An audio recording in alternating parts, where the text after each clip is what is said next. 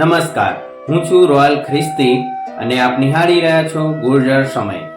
ગઈકાલે તારીખ 23/8/2026 રોજ સાંજે 5 કલાકે માનનીય ડૉક્ટર કેપી રાજભારતી સરના નિવાસસ્થાને એક ભવ્ય કાર્યક્રમનું આયોજન કરવામાં આવ્યું હતું. આ કાર્યક્રમની ખાસ બાબત એ હતી કે આસ ફાઉન્ડેશન ઉત્તરસંડા દ્વારા દર વર્ષે જે વિદ્યાર્થીઓને સ્કોલરશિપ અપાય છે તેમના ડોક્યુમેન્ટ વેરિફિકેશન માટે વિદ્યાર્થીઓ તેમજ વાલીઓને ઉપસ્થિત રાખવામાં આવ્યા હતા. સાથે માનનીય ડૉક્ટર કેપી રાજભારતી સાહેબ વિદેશ ગમન કરવાના હોય તેમનો સન્માન સમારોહ પણ રાખવામાં આવ્યો હતો. આ કાર્યક્રમમાં ખૂબ જ મોટી સંખ્યામાં વિદ્યાર્થીઓ, વાલીઓ તેમજ મહાનુભાવો ઉપસ્થિત રહ્યા હતા. મહાનુભાવોનું પુષ્પગુચ્છ આપી તેમનું સ્વાગત કરવામાં આવ્યું હતું. તેમજ ડૉક્ટર કેપી રાજભારતીનું પણ ફૂલોની ચાદર પાથરી તેમને આવકાર કરવામાં આવ્યો હતો, સન્માન કરવામાં આવ્યું હતું. હાજર મહેમાનોએ તેમને પુષ્પગુચ્છ આપીને પણ તેમનું સન્માન કર્યું હતું.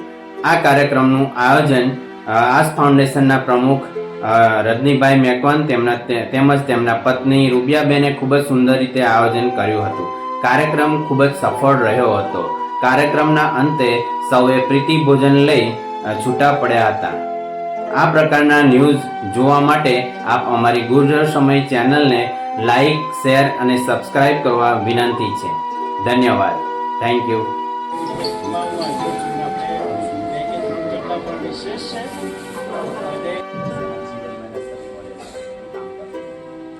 જો તમે કોઈને અન્ન આપો છો તો એ 3 દિવસ કે મેક્સિમમ 4 દિવસ. જો તમે કોઈને વસ્ત્ર આપો છો તો કદાચ 1 વર્ષ કે 2 વર્ષ. પણ જો તમે એમને શિક્ષણ આપો છો એની પેઢી તરી જશે, એની આપણી પેઢી તરી જશે.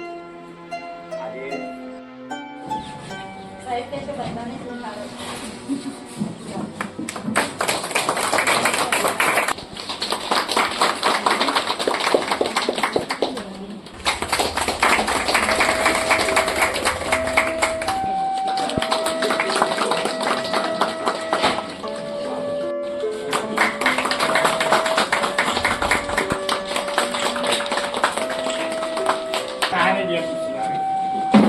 તાલી મળી ગયો. હા,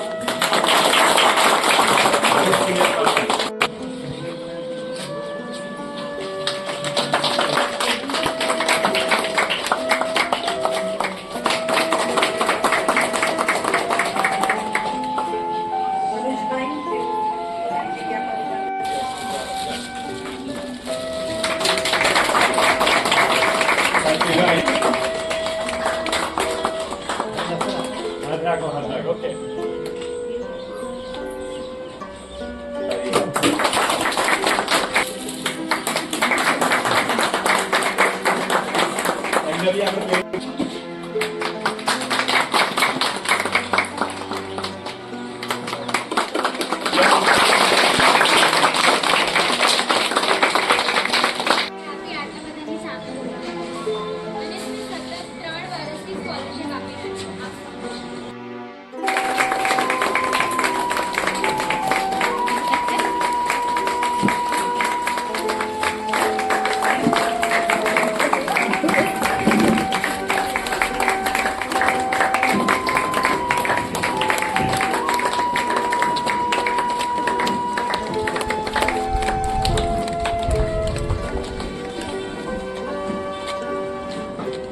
એક જોરદાર તાળી દીધી આપણા માટે.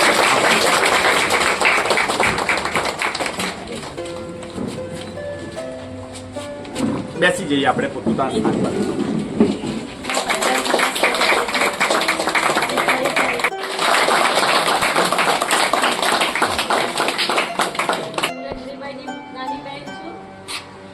બધા મને ઓળખે છે અને એ સત્ય છે. હું પણ આ સોસાયટીની સભ્ય છું અને અમારી આ સંસ્થાના આ thank you sir, thank you very much. મને આજે શું બોલવું એ હું ખરેખર વિચારી રહ્યો છું. એટલા બધા શબ્દો છે પણ ખબર નહીં આજે શબ્દો ક્યાં ગાયબ થઈ ગયા છે.